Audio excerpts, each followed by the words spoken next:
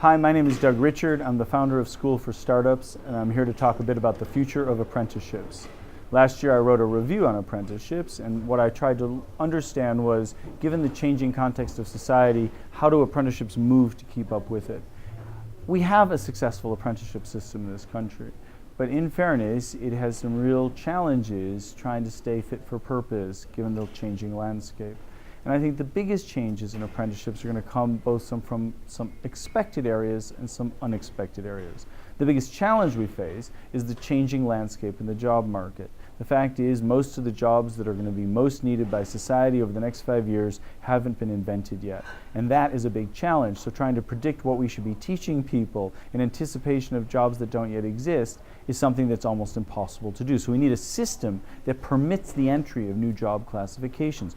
There's a revolution going on in education as we speak, and we're at the leading edge of what's going to be a tidal shift.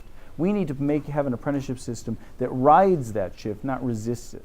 And as the system is currently set up, we essentially legislate processes, and we can't do that. What we need to do is say, look, here's a group of people, whether it's AELP members or FE colleges, who are entitled to teach.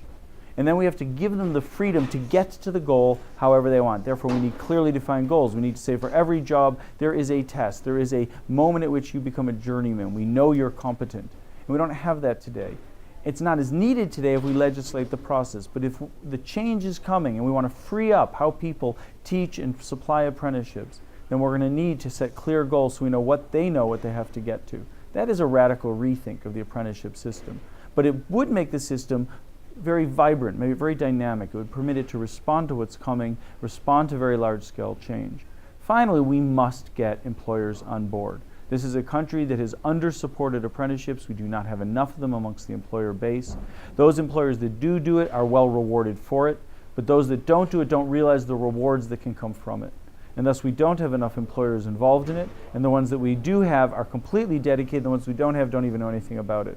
Therefore, we need to have some sort of broad system that wakes them up.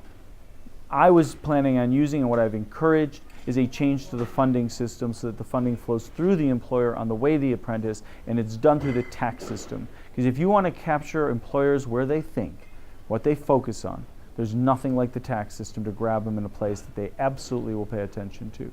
It's not because the tax system is more or less an efficient mechanism for the distribution of money, but it's one where every employer every day wakes up and is sensitive to it. If we make them sensitive to apprenticeships in a financial way, perhaps that will bring them along in a bigger way.